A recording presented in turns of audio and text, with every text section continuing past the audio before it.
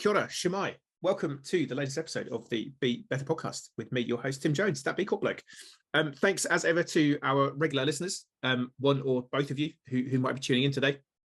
As I always say at the beginning, I listen to quite a few, big, like real proper people's podcasts, and they are not afraid to beg for likes and subscribes on the various platforms that they're streaming on. So I will also beg and ask for a like or subscribe if you enjoy the content in any way, shape or form.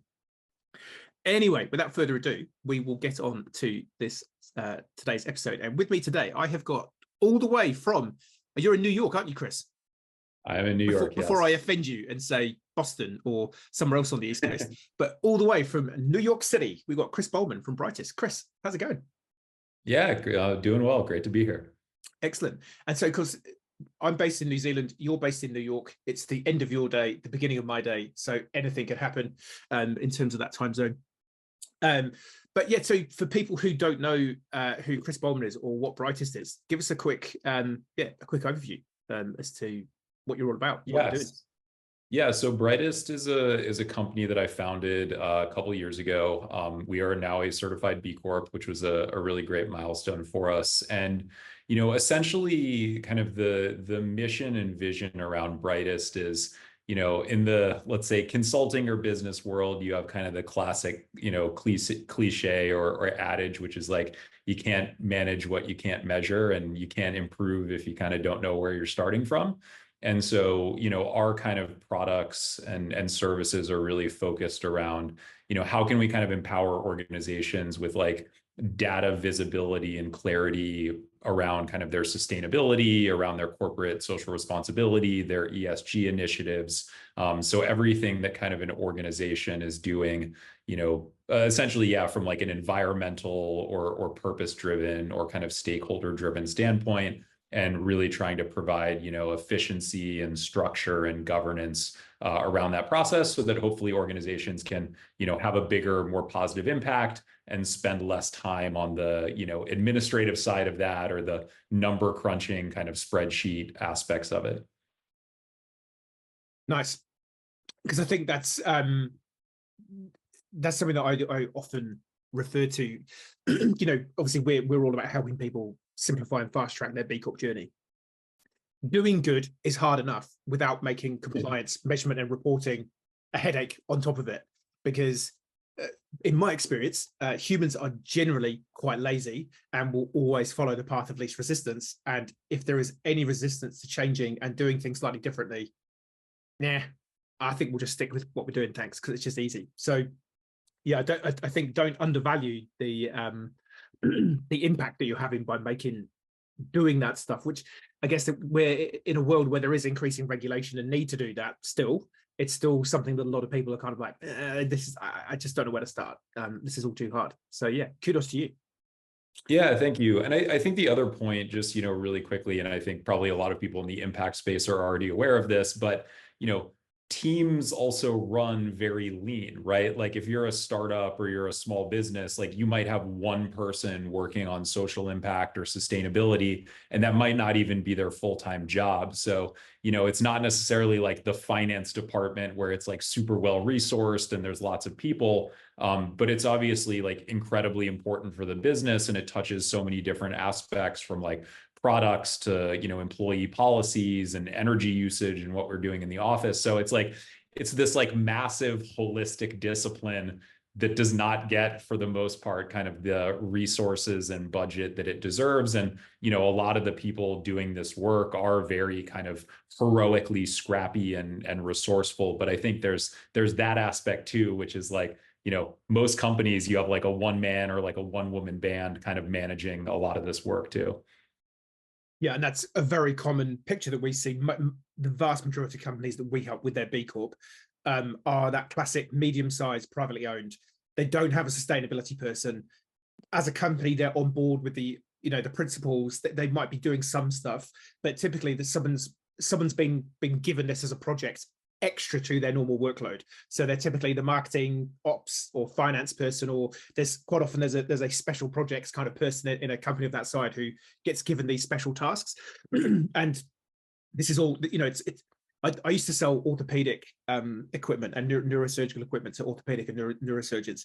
And when I got into that job, I had to learn the language of orthopedics and neurosurgery. I had to learn these long Latin words and, to be able to communicate. And I think that's a big challenge for a lot of people. It's like a whole new world. Material. I hear this word materiality. What you want about? Stakeholder engagement. Well, who's a stakeholder and why am I marrying so many people? It is like a whole new language that people might have to learn. So yeah, it's tough for people out there. Yeah. It's like you were the supply chain manager or the HR manager yesterday, and it's like, congratulations, you're now our head of sustainability, and you're like, huh? Okay. Yeah. Is this a promotion? Yeah. Do I get paid more? No. So how did you come up with the idea specifically for Brightest? You were just walking down the street in New York one day and you thought, hey, I know, I'm going to invent some tech platform. So how did it all come about? Yeah, it was definitely kind of an all roads lead to Rome type of career journey. Honestly, one that spanned like a full decade. So I'll try to play the greatest hits. But I actually sort of graduated into kind of an economic downturn. And so, when I was coming out of college, like the job market wasn't very good. A lot of my friends were sort of getting laid off, or, there weren't a lot of opportunities. And like, interestingly, like, when I was in school, like a lot of the sustainability education programs and like degrees and things that exist now like did not exist. And so, most people who are graduating again were like, I'm going to be a consultant, or I'm going to be a lawyer, or maybe I'll go into finance, but, or I'll be an accountant. Like it was very kind of traditional job opportunities. And tech was like starting to show up. Like you were starting to see people going to like Google or, Facebook, which is now Meta. But, even that kind of ecosystem wasn't hiring and wasn't, I think, as much on kind of the public consciousness. So yeah, anyway, I found like an opportunity really early on in my early 20s to work at essentially like a solar energy startup. I think when I joined, it was maybe like a dozen people, but we were kind of working on a variety of different things. So we did some consulting. We ended up doing some like project development. We were like helping organizations like sourcing like solar modules and things like that. So it was kind of it was a really interesting opportunity. I got to like travel around the world, which I think was a great experience because, a lot of the solar manufacturing is in China. A lot of the solar installations at the time were going in Europe. So it was kind of going back and forth between like Asia and Europe. But, that kind of introduced me to like, sustainability and renewable energy, and learned about storage and, clean energy and clean transportation. And I think that kind of opened my ideas to like the possibilities around this. Like, again, we don't really have like a technology challenge as a society. Like the tech is good enough, like we can generate clean energy from the sun. It's super efficient. We can generate, wind, hydroelectric. It's really like, who's going to pay for it and how do we displace fossil fuels? There are some tech challenges, I think, when it relates to like batteries and, grid modernization and a few things. But, a lot of the like core components and pieces are in a good place even now. And so, I was originally thinking like, okay, I'm going to be like a solar person. Like I want to like develop solar projects and deploy this around the world. And, I think, for me, that was like very optimistic, again, kind of being in my 20s and kind of not knowing what I was doing at the time. And I think the experience for me is like, again, renewable energy is super important. Like, I do not trivialize this at all. But it's very like capital intensive, and it's a lot like real estate development, where it's like you got to get your rooftop or your sites and your projects, and you have to get your interconnection agreements and your permits and all this. And, I was like trying to get into this space without like a ton of, I guess for lack of a better word, like money, right? Or like funding or resources. And so I was like working on some solar projects, and stuff was just like I was making progress, but things were going really slowly. And I just was like, I want to have like more impact and I want to do things faster. And so I was kind of like stalled out on some of the solar work that I was doing. And, I was like tinkering around in my spare time and said, hey, like the internet is interesting. I'll like teach myself how to code. And like, maybe there's something like programming I can do. Cause, like inverters and some of this like smart grid stuff kind of runs on software. So, maybe there's something like software related I can do that would be a little more like dynamic and interesting. And I actually ended up making something that had like nothing to do with clean energy. It was more like a hobby project that I built that was like very kind of early, working with like natural language processing. So just doing, basically like reading things on the internet and then like doing analysis and analytics on that. Again, I just kind of built it because I thought it was cool, but it actually ended up like doing reasonably well, like got some customers, got profitable. And then this bigger tech company came along and said, hey, like we think what you're doing is cool. Can we sort of like buy you out of what you're doing? And then like you can come kind of work it up at our company. And that was a company called Percolate. So basically ended up joining Percolate kind of end of 2013, early 2014. Got to know kind of James and Noah, the founder, and, had a really good experience there overall. Like, the company went through a lot of growth, raised, multiple rounds of venture capital. That company subsequently got acquired in 2018, but it was kind of like my first opportunity to see how like a really like elite tech company works, like a company that is expanding internationally and like shipping product and really building out like departments and functions. And again, I think we grew like 5 or 6x from when I like first started. But yeah, anyway, so, fast forward to kind of the 2017, 2018 period, obviously like in the United States, we had a presidential election where, as a country, we made an interesting choice, you might say. Around that time, I was kind of just thinking about, okay, we don't have great leadership in the States on kind of climate and social issues. Climate change seems to be getting sort of more severe and is more of kind of a thing that I just like care about personally and am interested in.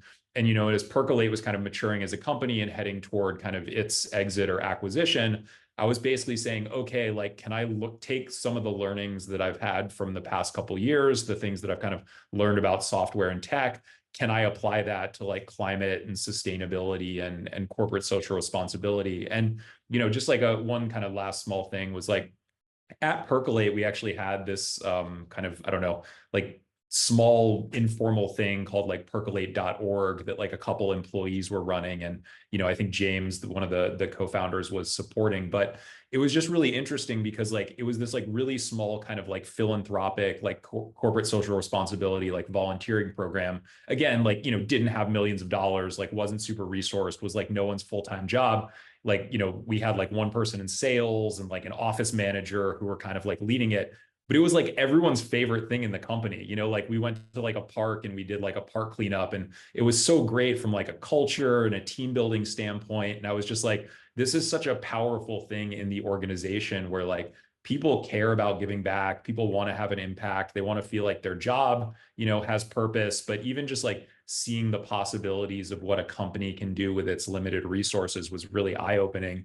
And I kind of was just like, how can I help like all companies do that and scale that? And, ultimately that sort of led to Brightest and where we are now. Nice. Yeah, it's always there's a cafe not too far from where I'm here in Christchurch called Allington Coffee Company, and they're a small cafe, but the amount of money that they give back to the local community is phenomenal. And they also are involved with I think it's in Calcutta in India, where they help, I believe, I'm correct in saying, they help women who are suffering from domestic violence. They help them get out of those relationships and find sanctuary. and they do these. Well, a few years ago, I got invited to one of their sort of community evening events where they talk about the good that they're doing. And they showed, this is, the pie chart of our money, of our revenue. And they said, this is what we have to pay in taxes. This is what we pay our staff. The rest of it goes to doing good. And I just, this was probably, I was into the B Corp thing at that point. But I just remember thinking, driving around town after that, looking at all these massive skyscrapers and these massive buildings where there's masses of people and money, and going, a cafe with a staff of like 10 people can give away $1 million a year. What are you all doing? Yeah, absolutely. And I think that's the thing of it. But as you said, it's, that almost, that need for purpose, that desire to give back and do good is so innate for humanity that when people connect to it, they have that moment, it can lead to such amazing things. But we're just so busy in the day-to-day of spreadsheets and emails and phone calls and the rest of it, and surviving, parenting, husbanding, partnering, whatever we're doing, that we sometimes miss that.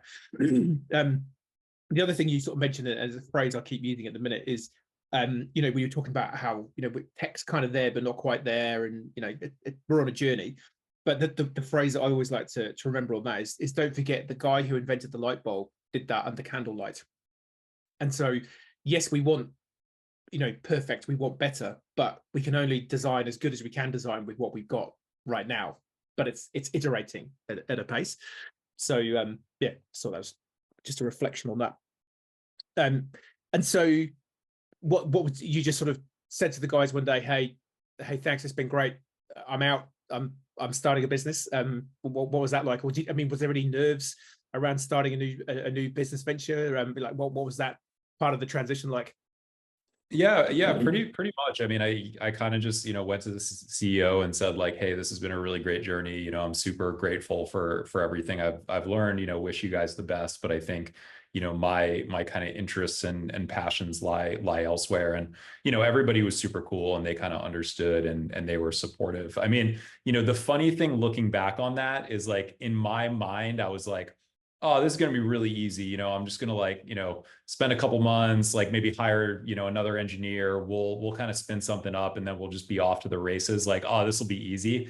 And, you know, if I knew the amount of just like mental and physical effort and time that it would take to like really get Brightest on track, and, you know, the kind of emotional roller coaster and the timeline, it's like, I might have like not done this company. I mean, it's crazy to say in retrospect, because, you know, I obviously like care a lot about this and I did believe in it. And I think, you know, having real conviction around this was like one of those things that like really lets you get through those rougher patches. But I thought it would be much smoother sailing, and it was not, you know. And I think the funny thing too is like even the ecosystem around this, right? Like, you know, now there's this notion of like climate tech as like a category and a thing that people invest in.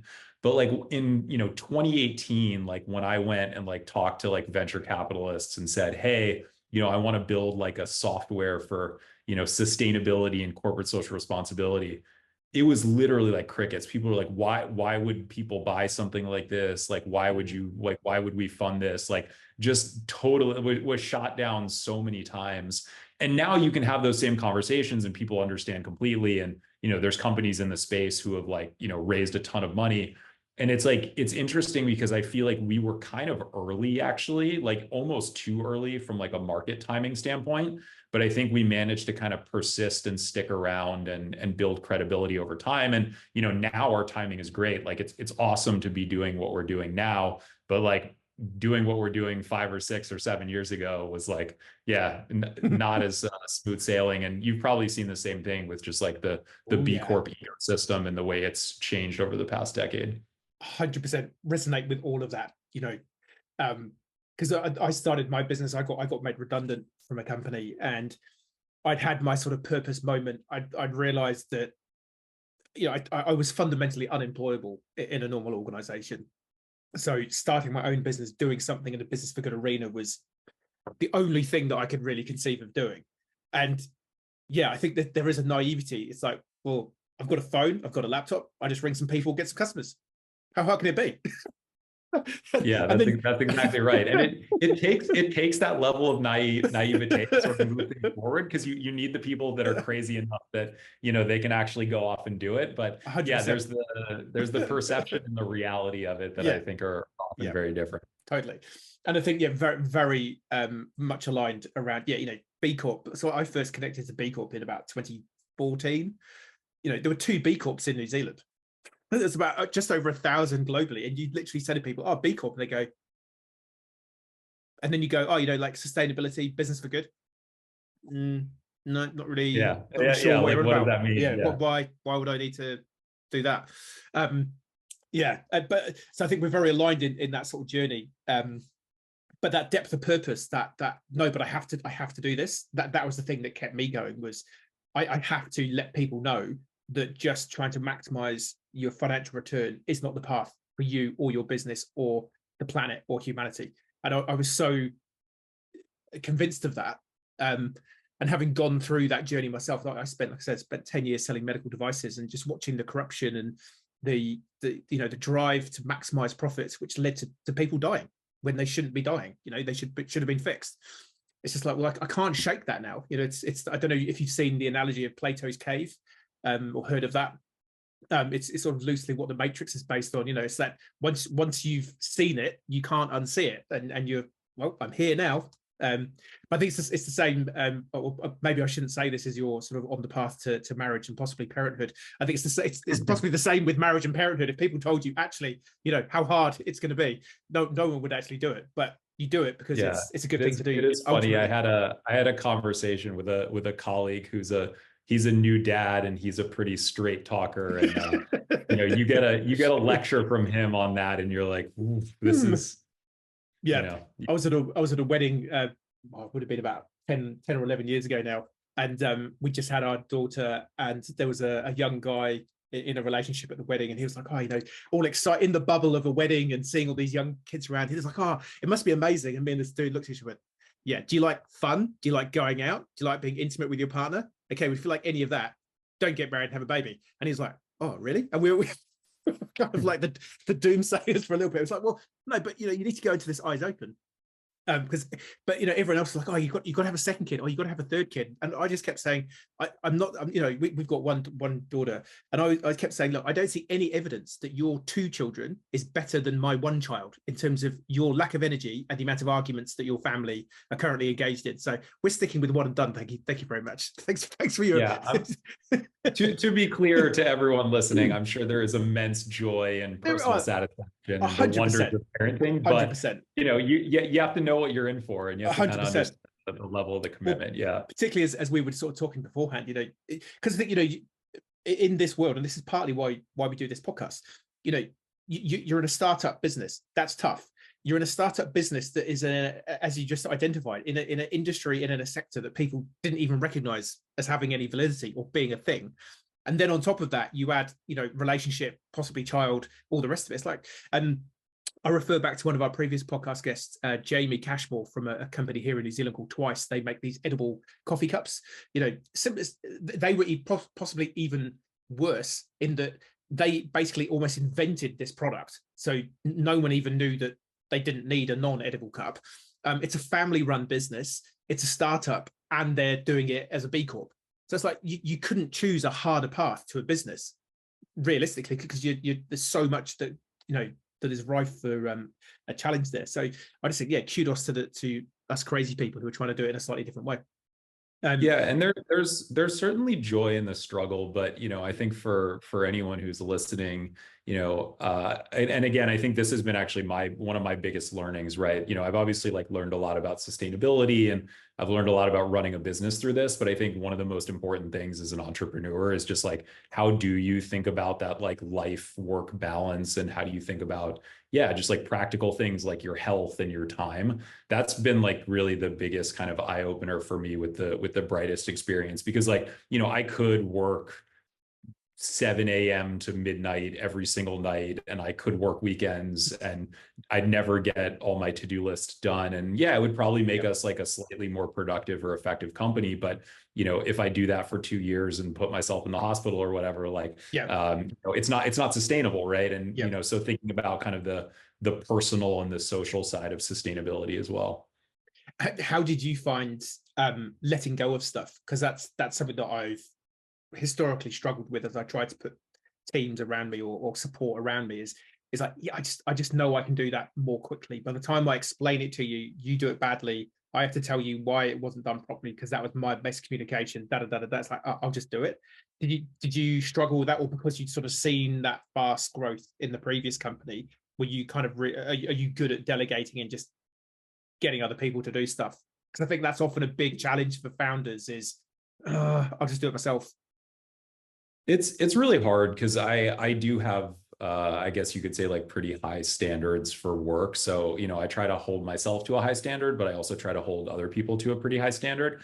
I think some of it gets down to like, who are you working with and like, who are your teammates? So, you know, one of the things that I've always found really important And I found this like in previous companies as well. And I think it's also true for Brightest, which is like, I think the number one thing that I look for when we're hiring is like, is someone like really intellectually curious and are they a good learner? Like if they can demonstrate like really strong intellectual curiosity and like they're kind of voracious around how do I consume information and how do I get better, that typically to me is like the number one personality trait that kind of correlates to success in a startup, because you know there's going to be, you know, unstructured environments, you know things are going to be changing, you know there's going to be new information, and you kind of always have to be synthesizing.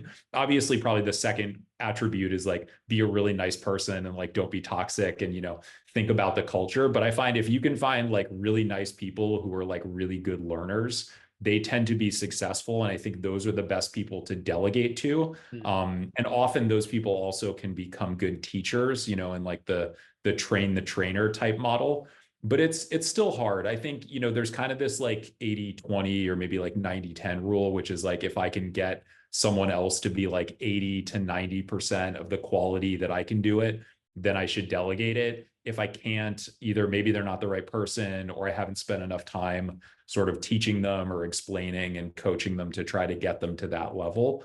But that's where we're at. And yeah, there's still some stuff in Brightest that like, unfortunately, I am the best person at it. I'm the most qualified person to do it. So I still have to hold on to that. I'm trying to kind of delegate different bits and pieces. So I think some parts of the business are actually running really, really well without my involvement and without my input. Like I'm obviously still like overseeing them and checking in and talking to people. But as we're starting to kind of grow and, you know, particularly expand internationally and, you know, get a little less flat, there's also just like time zones where, you know, people need to work while I'm sleeping and I just like, I can't be in that meeting. So I need to make sure that, you know, you're the right person to be in the meeting and you're equipped to be successful in it. Nice. So how big's the team now?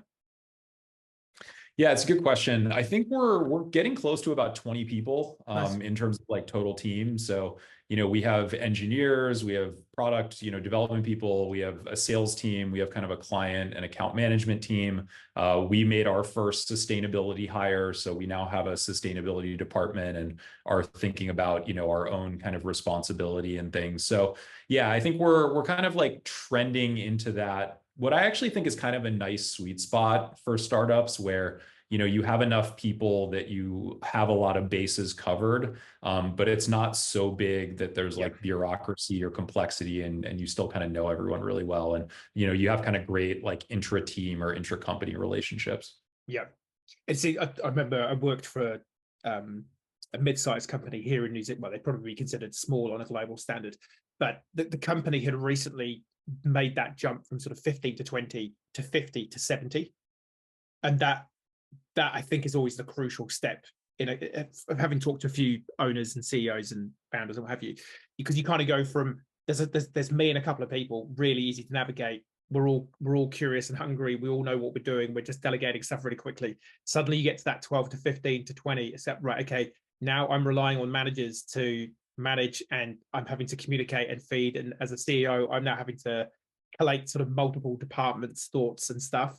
And then when you get to that 50 to 70, that's when it's like, okay, I sorry, who are you? Like, yeah, which and yeah, you just like you can't know everything that's happening. Yeah, yeah. And so yeah, I think it's but I think it's something that obviously you need to do. That scale is something that you know you're going to do. But yeah, it's just it's that's the interesting part of the journey. I think you just need to be aware of is that that it's keeping that culture, isn't it? And the ethos and that curiosity. But it's hard when you get into that. If you do make that jump, which I'm sure you will, from that 20 to sort of 50, it's like, well, hang on, actually, we now need people. I don't want you to be so curious. I actually just need you to do the job and not be coming to me with 1,000 ideas, because I've now got 50 of you sending me ideas every 5 minutes. My head's going to explode. And so, yeah, get back to you on that one.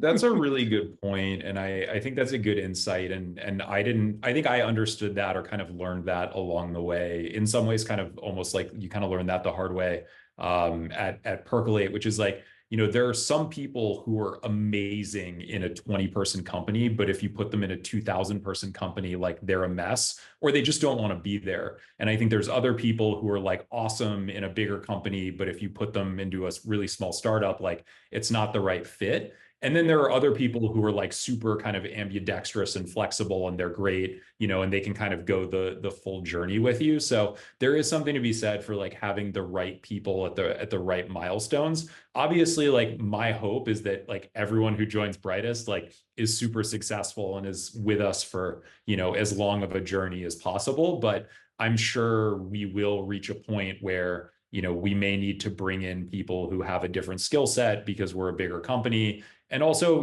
other people may have cooler opportunities. Like if we can be a stepping stone for folks to go off and have an impact, or, start their own company or something, that's awesome. And I really support that as well.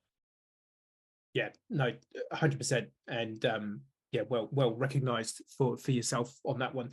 Because yeah, that's yeah, I spent a bit of time working for a large multinational company, and it almost killed me. It's just, bureaucracy, layers, culture was awful. Who do I talk to? I don't know, which is why I love being my own boss. It's like, drive my own calendar, do what I want. Yeah, I mean, if someone said to me, you have to go and have a job in an office, I'd be, what? So I have to be here at 8:30 every day, and I'm not allowed to leave until 5 o'clock. Yeah, sorry, I don't think this is going to work for us. Yeah. So you sort of talked about a little bit about your background, but do you think were you always destined to run a business for good? Like what was life like growing up for young Chris? Were you giving back to the community? Were you doing bake sales? Were you into the, I don't know, like the Eagle Scouts or something, doing community service? Have you been, planting trees since a young age? Or what was your trajectory? Because my trajectory was more like, went to a good school, you're going to go get a good job, earn lots of money, have a big house. Like that was like pretty much the trajectory I was sent on at the beginning of my life. And for me, it was, we had a sequence of massive earthquakes here in Christchurch, and then the birth of our daughter led to me having like a real moment of consciousness and like, what am I doing? Like I'm on completely the wrong path.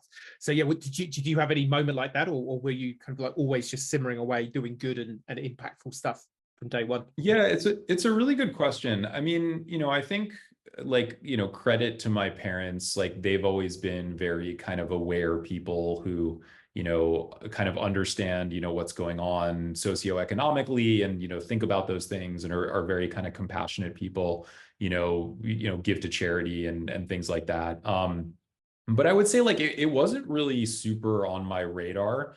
I have always loved volunteering. Like, I don't remember the first time I ever volunteered, but, I've done like soup kitchens and pantries. I remember in high school, we took a trip. We did like a Habitat for Humanity trip where we were, doing some construction and like building homes for people. And yeah, I've just like always enjoyed that on a personal level. But I think, as you said, it's like in life, you're supposed to get a job and get a place. And, obviously I live in New York City, which is like a stimulus playground of, infinite things you can go do and people you can meet at all times. So, it was kind of like part of my life and something that I was interested in. But again, I don't know what sort of happened for me, maybe 10-ish or so years ago, but I just became a lot more interested in it. And, I found that I wanted to volunteer, like I wanted to get involved and sort of spend time with activists. I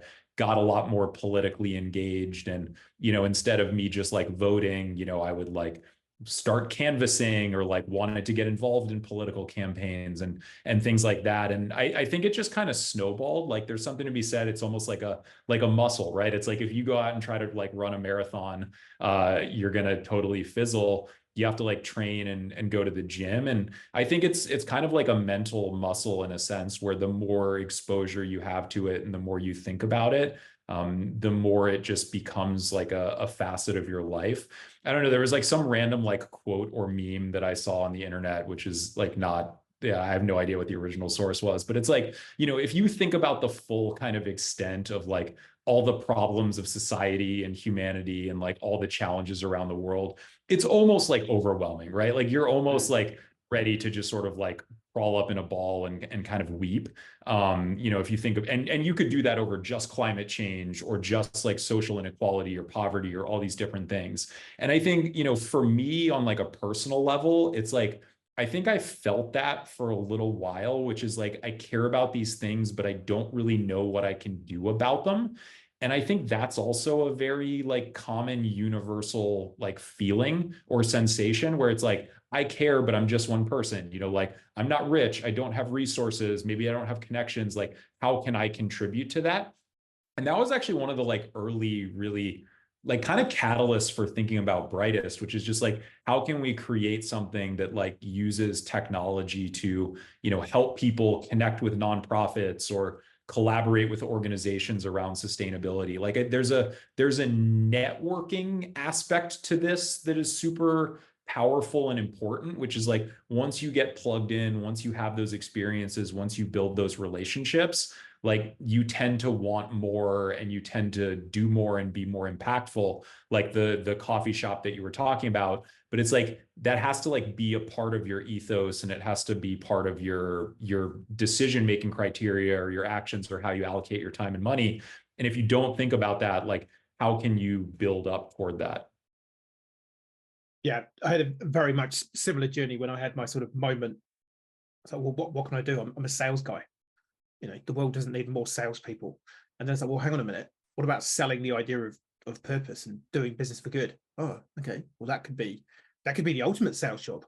That sounds quite, you know, that's a bit exciting because yeah, I had a very similar process of well, you know, I'm not an engineer. I'm not going to invent some machine that fixes the water supply in sub-Saharan Africa, or you know, does something cool, or you know, works out how to suck microplastic out of the ocean. I'm like, that's beyond me. But I could help the person who's designed that pitch it to get some money, maybe, or I could, you know, help them now, you know, with their B Corp journey to help them be more likely to get investment. So yeah, it's it comes back to, I think, for me, for that, you know, that purpose piece. And if you look at the high level, it's like, you know, what is my unique skills and genius, and what does the world need? And you kind of put the two together, and that's a great starting point to think about, well, where can I put my skills for good use to make some positive change, and then of course measure and report it with an amazing tech platform. I think that's a fantastic way of looking at it, which is like, what am I great at, and like what does the world need?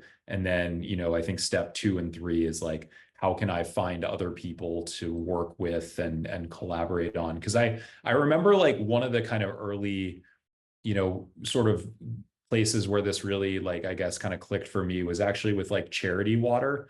So, you know, I think a lot of people know that organization, but, you know, they do a lot of work in sort of developing countries to like help people get access to clean water. It's a US kind of NGO nonprofit. And, you know, Scott Harrison, the founder, he was like a nightclub promoter in New York. You know, he like had nothing to do with the nonprofit space. But he knew he was like a really good people person. And same thing, he kind of just like woke up one day and was like, what am I doing? You know, started traveling, came up with this model, and now, you know, has like done over 100,000 water projects and like, you know, helped like hundreds of thousands, probably millions of people get clean water. And I remember we like met with them. This was actually, I think, sort of part of or like related to the percolate.org work. So I don't know, this was maybe like 2014, 2015 or something like that. But just kind of like understanding that story and like talking to that organization. And also actually that I think really uniquely for them that was kind of eye-opening was like, they were one of the first organizations that was really using data in like a meaningful way to show their impact, because they had like Google Maps polygons, and like you could see like I gave $20 and here's this well, and like I can see it on a map and I know like who's getting water from it. Like it was that kind of like digital chain of custody. I think they were one of the first organizations early on to like actually start doing that I can at least recall, and kind of using it to drive like their narrative and the experience of like, you know, partners and things like that. And I just remembered seeing that and being like, wow, this is like so powerful. If you know, like I give money and this money goes to this project and this project is having this impact. And even a lot of like companies struggle with this, right? You might have like a philanthropy program or something, but it's like, if you don't know all the pieces in the chain, you still might not actually know whether you are making a difference or not, or to what extent, like whose life you're touching. Totally. And that's I think that's a really big possible blind spot for a lot of even B Corps at the minute. Like a lot of the clients we work with, you know, they're doing good. Not all of them will necessarily unlock an impact business model. So for people who aren't 100% sure what I'm talking about, so B Corp has got sort of two levels really to how you report your impact. So your operational score. So we run this company. How do we treat our staff? How do we treat our customers? What's our environmental community impact? But you can unlock what are called an impact business model, which is if you can demonstrate you're basically going above and beyond what you're required to do legally, you kind of enter this bonus point area. And even companies that we work with that have unlocked an impact business model, when we go to, okay, so are you doing outcomes measurement and reporting? No. Right. So you're doing good, but you're not actually tracking the depth of the impact of the doing good. So we don't really know if you could be going in reverse in sixth gear. One of my favorite examples of this, I don't know whether this is still true, but it used to be the case that if I sort of said to you, right, I'm going to give you $10 million to fix the education challenge in sub-Saharan Africa, so not enough kids are getting to school, where would you spend that money? Where would you put the money, Chris? Is that sort of like putting me, do I have to come up with an answer for this right now? Come up with an answer.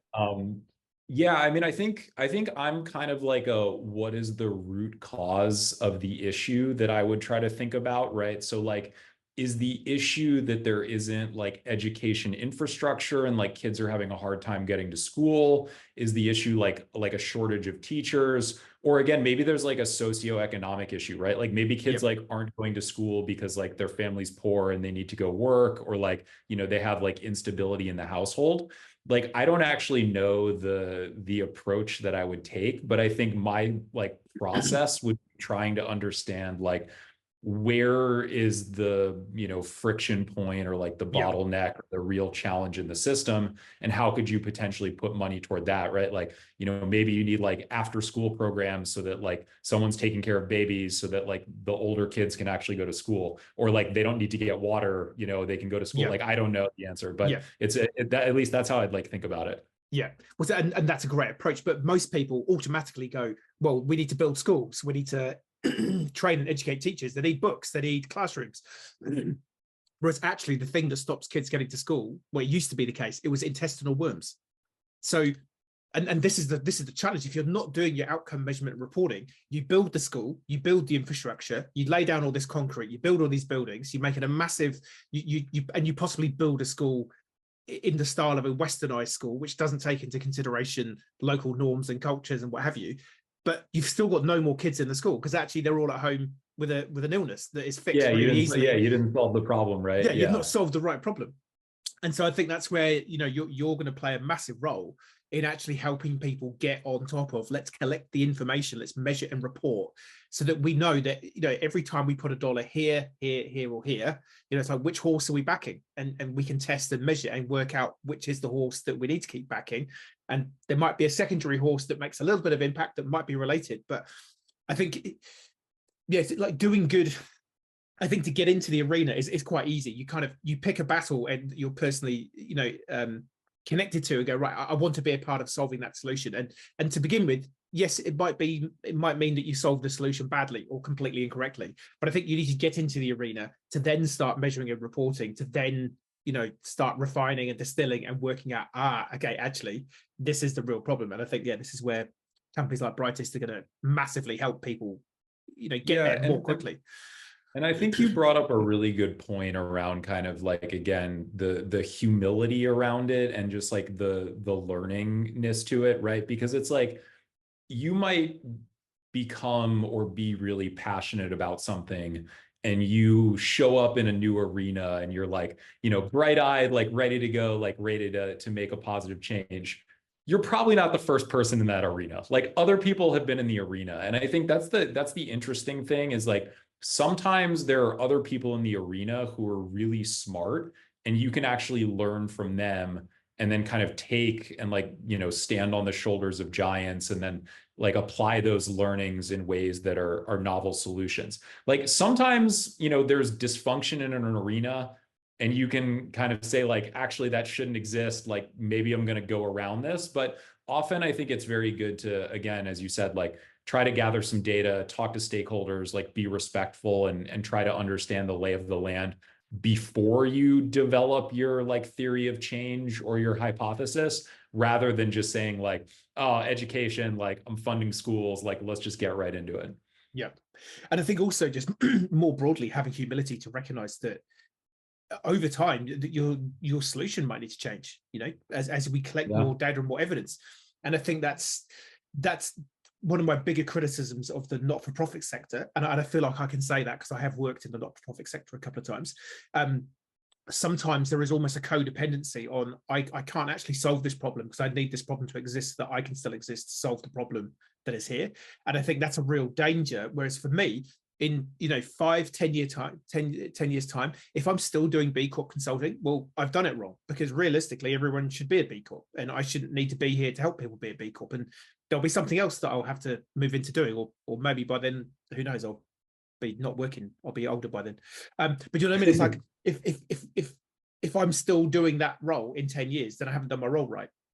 And I think companies and people just need to be thinking more in that way of like, let's actually work to solve this, to make myself redundant, so that, because there's always going to be a problem. Like point to me a period in humanity where there hasn't been something that needs fixing. It's like there'll be something that come up. And we even see that like in our business too, right? Which is like, over the past couple of years, there's a lot of organizations who are basically saying, okay, how do I just like measure and understand my climate impacts, right? But pretty soon, like that's going to kind of become table stakes. And then it's really a question of, okay, now that I understand my climate impacts, how do I reduce my climate impacts? And how do I sort of set targets and, improve over time? And again, at some point, you sort of hope that that's like so ingrained in just how organizations work that like that's not like a novel idea or process. I think we're still there, but we are definitely seeing kind of the evolution rather of like how organizations are approaching sustainability and what kind of the maturity curve looks like. Because we have some organizations that we work with that are, super sophisticated and have been doing this for a long time. Others are just getting started. Some have a lot of resources, some don't. But it's like, we're going to kind of go on that journey with them. And, maybe last year, everybody was like trying to measure their emissions. And now everyone's thinking about like waste and circularity and how can we make more sustainable products. So as those types of things evolve, like we're going to need to evolve to support our clients. Yeah. Yeah, I think you're right. That it becomes the new baseline. And that's, that's what we see with a lot of our clients doing B Corp is, okay, this is now your baseline, reporting all this new stuff that you're now aware of. That's just now business as usual. So someone now needs to own that in the company so that it's not a shock in 3 years' time when you come back to the research, like we're on it. That's just what we do. Yeah, no, super cool. So how did you stumble across B Corp, or was B Corp something that you knew of before you started the business? Was it something you sort of always wanted to do? I was aware of B Corp before we got going. Again, that would have been like pretty early on in the B Corp community. And I think I probably knew it through some of the bigger B Corps like, Danone and Patagonia and, some of the more visible ones. I think on a more kind of tangible level, though, when I was first starting Brightest, like the very first companies who stood up and said, like, we support you, we want to use this, we're B Corps. Like our first customers and the first organizations like on Brightest were largely B Corps. I remember there was like Rebecca Gildener. She was at like Sir Kensington at the time. I think she's now actually working on like agricultural sustainability at a nonprofit. But she was like Sir Kensington's head of impact at Unilever. There was the Alter Eco folks, someone from Alter Eco like signed up with us pretty early on. So, that was part of it, was kind of just saying like, I respect these people, like these look like good companies. And these are also the companies who kind of see our vision and are supporting us. And it's been great, like, to be able to have like other B Corps as clients and be able to support them. So I think there's a mutually beneficial relationship there. But as you were saying earlier, it's just this idea that like business can be a force for good and should be a force for good that, has always resonated with me. And, I think there's almost like a silly like lens on this, which is like, what we're kind of talking about is like externalities and really just like the broader world. And it's just crazy to think that like you're going to run a business, your business exists in a vacuum, and like the only thing that defines your business is like your P&L and your walls and your employees. Like obviously we live in this like incredibly important interconnected world that has weather events and global conflicts and political and supply chain and all these different considerations. Like all that stuff matters for your business. So like, why would you not take that into account when you're thinking about your business, and also thinking about the ways that your business can also influence and inform those things, and again have kind of an impact beyond what you're doing. But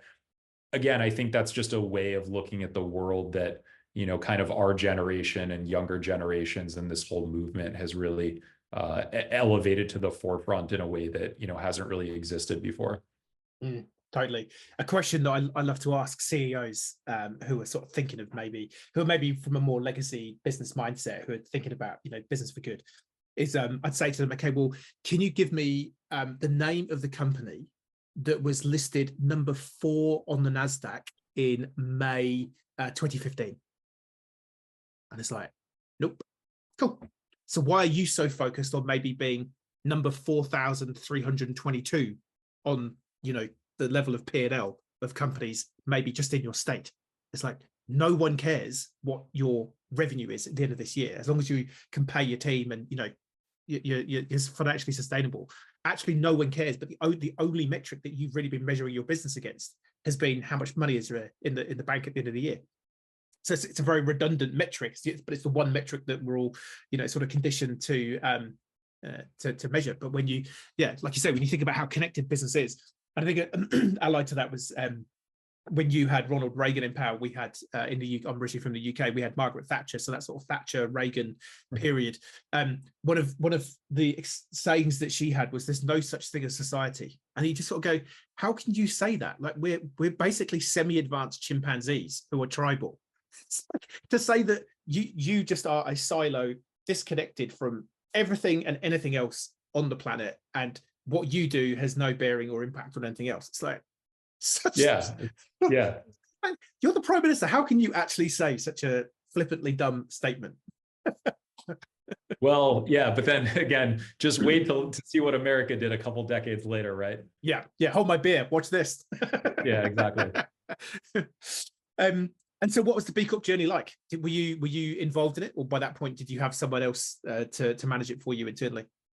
No, I kicked off the process. It was something that I wanted to do, and we wanted to do for a while. We actually tried to start B Corping in 2020, and we ended up getting a little distracted by, you know, world events and other things going on. So we had to kind of shelve it for a little bit, and then finally, you know, finalized our certification. And unfortunately, you know, the review queue was a little bit longer at that point, but finally got it done. I think the great thing is, so Nina, who's our director of sustainability, she's kind of been like carrying the torch forward now, which is great. Like, she's been going to B Corp events. She's been kind of growing our like B Corp presence in Europe. So we've been participating.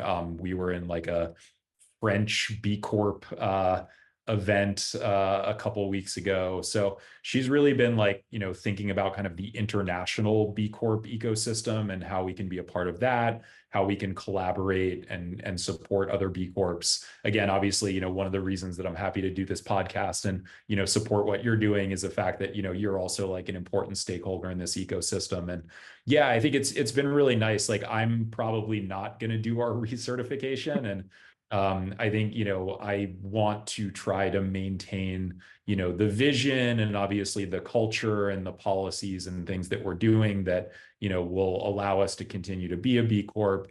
You know, the good news is we're obviously like very good at, you know, being very data driven around sustainability and diversity in some of these different areas. So, you know, we have to kind of drink our own Kool-Aid and, you know, walk our own talk in that regard. You know, I've sort of challenged the team to say, like, we need to start putting out public sustainability reports, and we need to be more transparent about, you know, what we're doing. obviously, like, we're not a very big organization, but like, even last week we sort of said, okay, if you're in Europe and you're traveling, like, mandatory train travel for anything that's kind of realistic, unless you like absolutely have to fly. So it's trying to sort of do things like that to make sure that as we grow as an organization, we're growing responsibly. Pretty much all of our servers are powered by renewable energy at this point. So, the product runs very clean. And it's just like thinking about those different details and making sure that, again, like, we're not being kind of insincere or hypocritical, because like, if we're challenging and trying to empower and push forward our clients to be sustainable, we have to be able to like look in the mirror and say that, we're trying to do as rigorous a job as we can. Yeah. It's sometimes because the risk is that we would sort of say in this part of the world, the builder's house on the street. You're doing really great at helping other people measure, report their impact, but you're great at building other people's houses. But when it comes to your own house, it's like, yeah, it does need a bit of a refurb. Yeah. So good that you've recognized that. Yeah, because sometimes it's you can't see your own wood for the trees when it's easy for you to help externally, but you sometimes need that that outside reflection or outside influence to help you understand actually what you're doing. Yeah. So and the risk involved with that, because if you like, yeah, actually our impact's pretty bad. Awkward.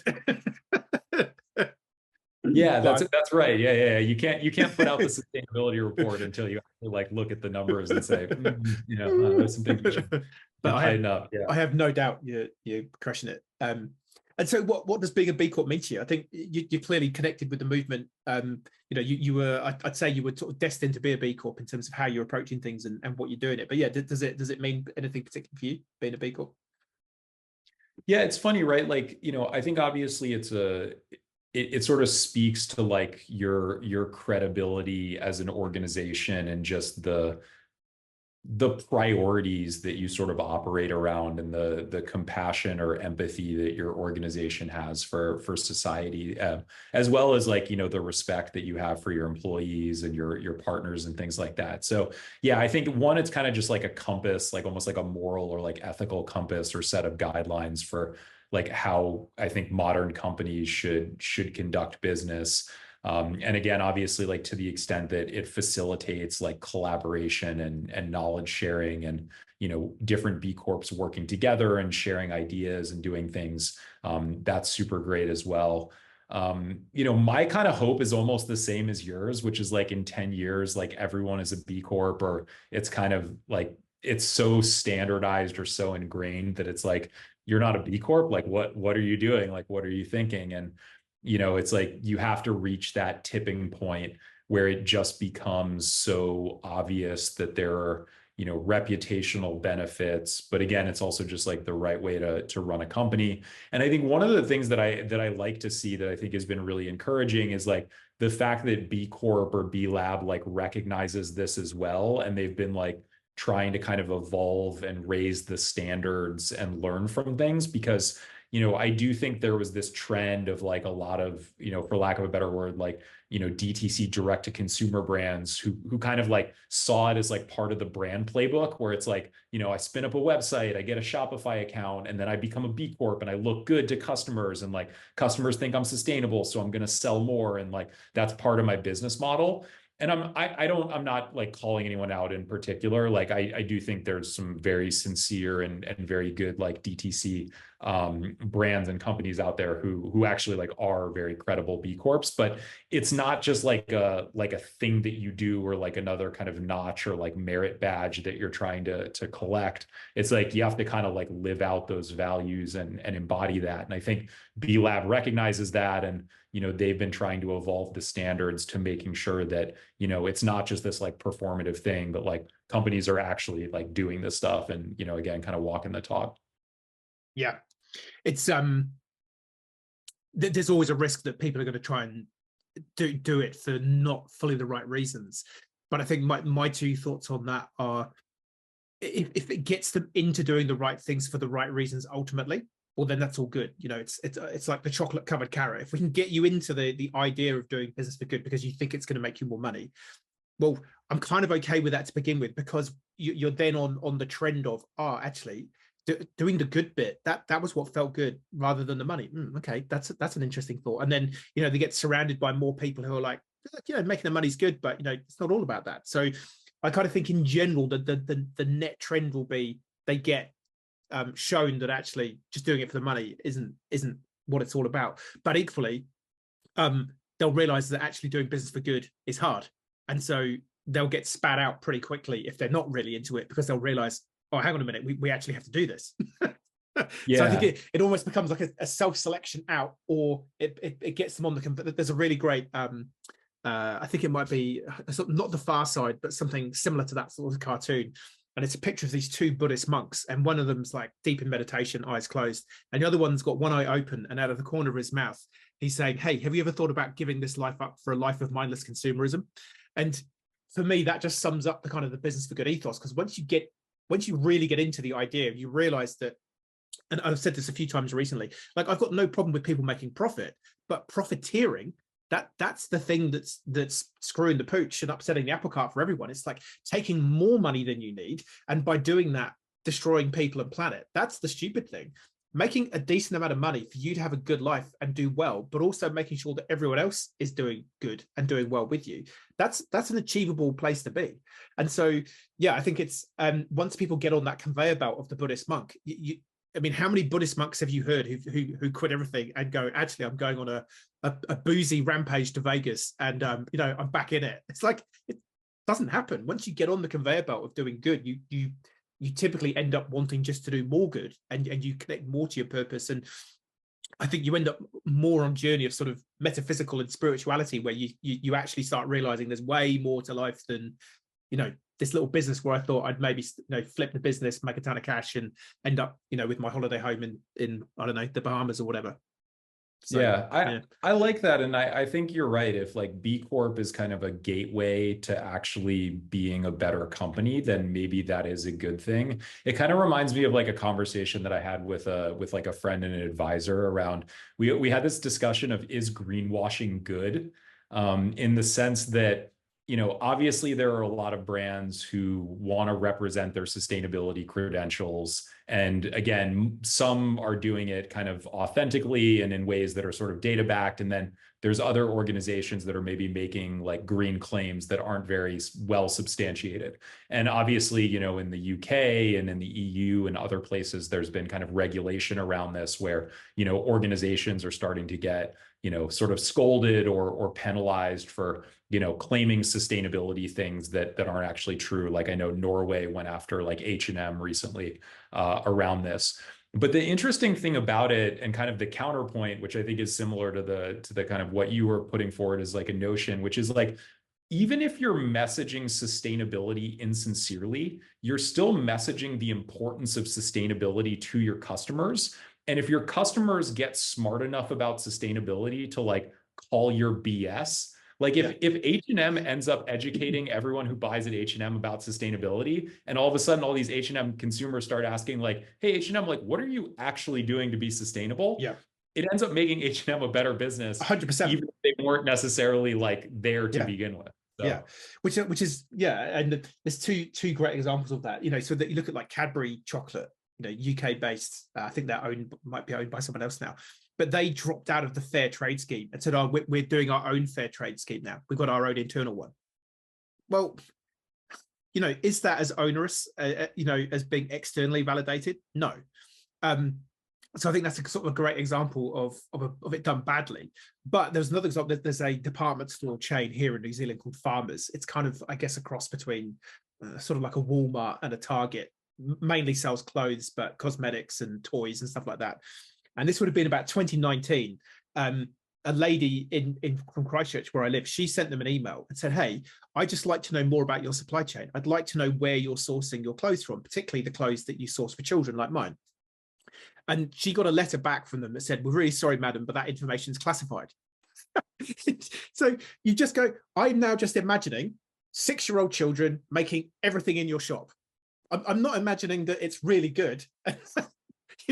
So yeah, I think it's a really, I think it's a valid point. I think, but because increasingly the consumer is asking that question. And so if you are greenwashing, if they said, no, look, here's all our clothes, they're all being handmade by a small team of people here in New Zealand. Well, I struggle to believe that, because why is that? Why is the show me that team. Why is the kids' t-shirt $6? I don't see how that's happening without you using, slave labor or indentured labor here of some description. So yeah, I like that as a vibe. I think I might even make a social post out of that, or do an article on that. Is greenwashing is good, because I think in general there are enough savvy people now who do look at it and go, that's wrong. People will call you out, and I think again, it's like, as you said, it's like, as a business, right? Like Farmers, for example, if Farmers is really profitable and very successful, and Farmers can pay their employees well and pay their laborers well, and, still have a good profit margin, like that could all work for them. It's more the question of like, it's like when you're trying to be dodgy, or you're like just doing it for the margins, that's where you start to invite all these ESG issues, or just like open human rights questions of like, where is this being made? Who made it? Where, what were the logistics? How has it been shipped? Because like the unfortunate fact of like globalization, and I think this is like particularly true for the United States, but I think it's true elsewhere, is like we kind of just like outsourced our carbon footprint to like other countries. We said like, we're not going to manufacture, like we're not going to produce those emissions, but we're going to send them to, India or Pakistan or China or Vietnam. It's just like passing the buck somewhere else. And then you're not only doing that, and you're, potentially shipping away jobs and stuff, so you could produce it cheaper, but then you're creating all these like shipping and logistics emissions along the way too. So, it's like, is globalization sustainable? I think there's a sustainable model, but I think most of what's happened to date has not really been oriented around sustainability. And just in the past like few years have started to see more companies saying, actually, we could make this locally, or we could nearshore this, or, we should be sourcing from farmers who are, near where we operate. And there's like an economic development aspect and like all these impacts, but it's just like, thinking through that as a company and like getting those conversations started is just so important. That's cool. I like that. I think there's going to be definitely a post coming out of that one, I feel. And so what does the future hold for Brightest? Have you got any, obviously you got your global expansion plans, but any impact improvement plans alongside that, or is the focus like just on consolidation, scale, and then rethink your impact? Wait, because when's your research up for you certified what, 2021? 2022? I don't think we have to recert until like 2025, I believe. So you got a bit of time. So we've got a little bit of time. We're definitely like a meta impact company in the sense that, we support organizations who have billions of dollars and thousands of employees and like massive, emissions and environmental impacts compared to us. So we can obviously like do the best we can with like our kind of little patch of organization, but I do think we get the most scale by making like our biggest clients more sustainable and more successful. So I think that's really priority number one. If we can make like a big organization really sustainable, like that's a huge win. And if we can do that kind of repeatably and at relatively good scale, there's a lot of like social benefit for that. So I think that's kind of like big picture how we're thinking about impact. And then obviously, like as an organization, we care a lot about the environment. So, taking climate action, we, support reforestation initiatives. We try to plant trees in different countries and geographies. We care a lot about sustainability education. So we're trying to think about ways that we can support students, university programs, just like sharing good sustainability education and making it available, for free on our website. That's another thing that we think is important to give back. And then, yeah, just like how can we make sure that our, employees and partners are, successful and well compensated and happy and healthy. I think that's the other interesting thing, right? Is like, when you're like a 5-person company, you don't have to think about your employees as much, particularly when you're a remote organization. But, now we are getting into like HR policies and like health and wellness and, what are benefits and things that we can do. And, at the end of the day, like we are running a business, right? Like we don't have infinity money and we can't just sort of wave a magic wand and, create philanthropic dollars or programs. Like, obviously the budget needs to balance at the end of the day, but it's like, in the context of that, like we want to take what we're making and we want to like reinvest it into good things. This is like, if I personally wanted to be rich, I would not be doing what I'm currently doing, and I would be paying myself a lot more. I could be like hanging out at Google or somewhere else doing this. Like, this is much more of like a personal project to me. Again, by the same token, like I don't want to be like out on the streets homeless, but I'm privileged enough that I'm gonna be okay. Like I'm gonna be fine working on this. So it's like, how can I take care of the other people who are a part of this and give them opportunities in their life? Nice.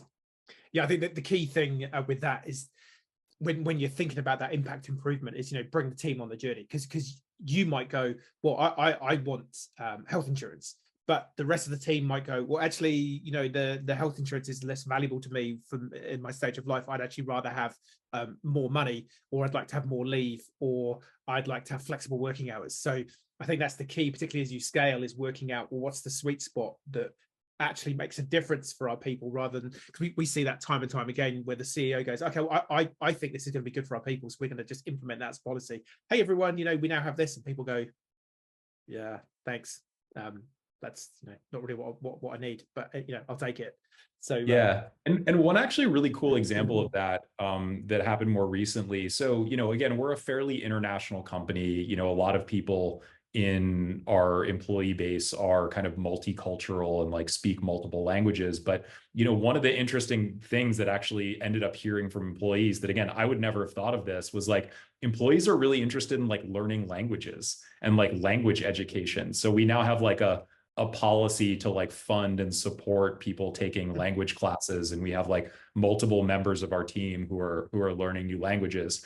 And that's kind of like an employee perk that I never would have thought of. I had no idea that there was demand for that, but like multiple people in the company raised their hand and said like, hey, this would be cool. Like we should do it. And it aligns with like kind of our idea of, again, supporting education and being an international organization. So I think that was a great example where I would have like given people gym memberships and like, that's not what they want. Yeah, that's such a great example. Yeah, super cool. I guess possibly just a couple of quick fire questions to finish off with. This might be really putting you on the spot, but have you got a favorite B Corp, or is that have you got so many B Corps on your client list, and if you had to name one of them ahead of any other with that clause? I will say the 2 B Corps whose products I buy and consume the most often are Navitas Organics and Tony's Chocolonely. Right. I will say I'm a fan of, I guess I'm a fan of chocolate. And I think, both of those organizations have pretty responsible, pretty transparent, and pretty high quality, cocoa supply chains, and also like are very tasty. So, I'm fans of both of theirs. And actually I saw that Tony's Chocolonely actually announced like a new kind of supply chain traceability initiative. I don't even actually know enough about it to comment on it, but I think they're doing really good stuff. So, very tasty, delicious product, but also, backed by a lot of thought around, ethical sourcing and sustainable supply chain. So yeah, those are 2 that come to mind. But I do try to buy B Corps. I try to support B Corps. I try to, buy from our clients and stuff. So I think, again, just the more we can support each other, the better. Nice. Well, I'll have to send you some Bonetto chocolate from Christchurch. Lucy Bonetto, if she's tuning into this. Amazing. It's try and get it right. So they're B Corp, they're fair trade, and they're dairy free. And it's so if you're into salted caramel, that's my my guilty pleasure. Yeah, I'll get you some. I'll send you some over so you can. Yeah, I would happily accept any excellent sustainable B Corp chocolate has my interest. I could see there being like a fringe YouTube channel of Chris tries B Corp chocolate this week. Yeah, it's like that like hot sauce tasting Yes. test challenge, channel, but Oh, like for maybe, chocolate. I'm down. If you want to set that up, you I was you going to have say, my interest. maybe we could start like a fringe. This is going to be like a really niche little YouTube channel of Chris and Tim try B Corp chocolate. Well, it would be interesting, right? Because like I feel like unboxing and product testing is a Yes. thing. So if we just tested and reviewed all the B Corp products, that would probably hit. We might be onto something here. Yeah. All right. No one else who's listening to the live stream steal our idea. Yeah. That's patent pending, and we've got lawyers. Yeah, no, just kidding. Feel free to steal this idea. I think the more the better. We should all support B Corps. Yeah, my daughter got into watching unboxing stuff on YouTube when she was probably about 4 or 5. It's insane. It's like a kid watching another kid open some plastic crap on YouTube. It's like, how is this? I don't get how this is entertaining, but I guess it's the suspense, the surprise, watching a little kid. And some of these kids, like, they're millionaires, and because they've just given so many products to review, and then they monetize it. It's just, yeah, it's a whole world. Insane. And then, so last question then, what company isn't a B Corp that you think should be a B Corp? Oof. That's an interesting question. Either because they're really bad and they could do with, changing their ways, or someone who's like, they're doing pretty good, but like, come on, just put a ring on it, become a B Corp. So I think my hot take would be like Tesla, for example, right? Ooh, yeah. And I know that like Elon Musk would never do it because he's so diametrically opposed to something like that. But it's like, you are such a pioneer in the electrification of transportation. Yeah. Everything in your product DNA is sustainable, but from like a social governance employee standpoint, your values are just not in the right place. Yeah. But I think Tesla would be, it's such an iconic brand. It has so much name recognition. The product is really good. It's so innovative. I mean, it's really like brought EVs to like the cultural forefront.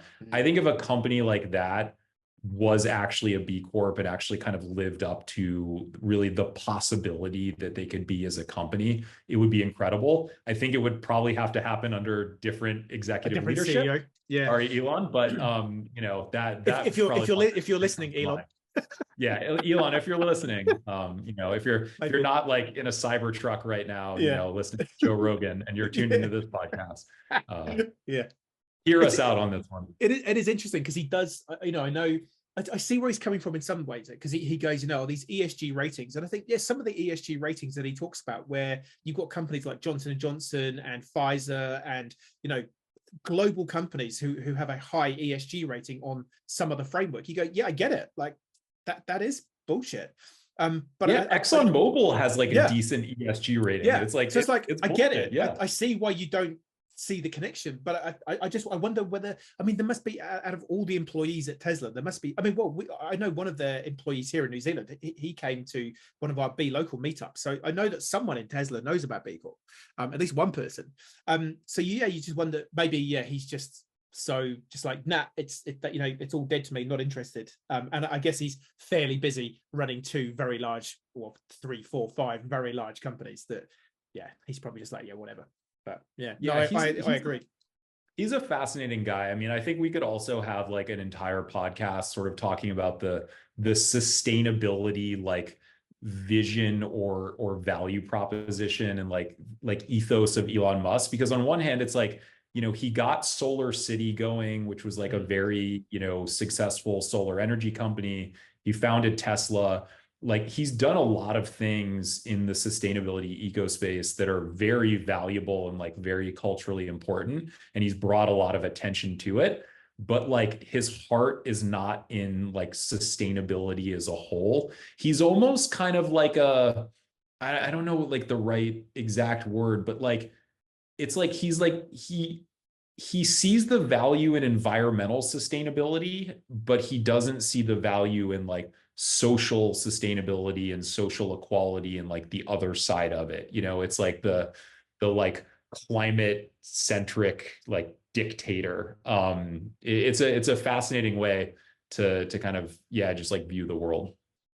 Yeah, it's Yeah, and you even think like his what's the Hyperloop? You kind of go like, Yeah, Hyperloop. Yeah, that's another one. Yeah. because I look at that from a New Zealand standpoint, and you know, most of our domestic travel to get between the major cities is by plane because there's no road infrastructure. And you kind of go, well, a country like New Zealand should be ripe for a Hyperloop. Like just one major Hyperloop going, you know, we're a bit like Japan, you know, a long skinny country. So we could skip going from the bullet train and just go straight to a Hyperloop. And you sort of go, well, if our you know, if our trucking and haulage companies, Air New Zealand and Kiwi Rail, who's the company that runs the railway, why don't you all three get together and get a Hyperloop built in New Zealand and solve the transport problem for New Zealand? Like that to me would be a win all round. But yeah, so yeah, I think you're right. He's quite environmentally focused, but yeah. Oh well, maybe well, who's replacing Jacinda now? Is this something the government could take on? No, I don't know. So we've now got a centre-right government, and they are chopping off quite a lot of environmental and social, you know, programs from a government perspective. But the guy who's Prime Minister, Chris Luxon, he used to be CEO of Air New Zealand. So who knows? Maybe if he's listening, hey Chris. I mean, I know someone who knows him tangentially, so maybe I'll slip this snippet of the podcast to him. So Chris, if you can have a chat to Elon about Hyperloop for New Zealand, and me and Chris will you know, this Chris will come and help you work it out, and we'll measure and report the impact of it. It'll be great. Yeah, I'm happy to work on this project as soon as we get our YouTube channel launched for the unboxing first. And then and also, I mean, like American rail needs a lot of work too. Like we have a pretty good rail system between, you know, Boston, New York, Philadelphia, and Washington D.C. But the rest of the company is rest of the country, sorry, is a disaster. And it's like, yeah, Hyperloops or even like a maglev train in Japan or something would just be massively helpful and, you know, cut a ton of emissions. So I'm very bullish on rail and trains. Yeah, it's got to be the future. Well, Chris, we are at time. It's been really, really good to get to know you. Love what you're doing. If people want to get hold of you, brightest.io is your website. Anything else or any other places people can come and find you, or is that the best place? Yeah, I think, you know, check out what we're doing, www.brightest.io. Obviously, like, you know, I'm on the internet. So if you want to sort of find me, connect with me on LinkedIn or, you know, send me a message. I think that's probably my only really active social network at this point, or the only one that I'm, you know, trying to monitor and keep the lights on. But yeah, you know, if we can support you in your B Corp journey, obviously you've got great folks like Tim, but, you know, happy to hear from other B Corps, happy to receive any, you know, complimentary chocolate gifts from B Corps in particular. No, just kidding. But yeah, no, it's a wonderful community to be a part of. And, you know, we're really proud to be a B Corp and, you know, proud to try to move the sustainability ecosystem forward. So yeah, thank you so much for having me. This has been a great conversation. A lot of fun. We covered some topics. You know, I got in an Elon Musk hot take on a podcast, so I feel like I did something. Yeah, we're up there with, like I say, we're up there with Rogan as far as I'm concerned now. Yeah, just the 10 million that he gets for it every year would be nice to do some impact with. Cool. One step at a time, you know. One step at a time. Yeah, one podcast at a time. We all started somewhere. But no, thank you so much. Amazing work that you're doing, and yeah, let's stay in touch. Yeah, perfect. Sounds good. Be well. Thanks, Tim. Cheers, mate. Bye. Hey, it's Tim here, that B Corp bloke from Grow Good. If you want more content on purpose, B Corp, how to do more good in the world as an individual or a business, then you know the drill. Hit the like and subscribe. Check out some of our other videos. They're probably floating around here somewhere. You know how it works. Thank you so much. See you next time.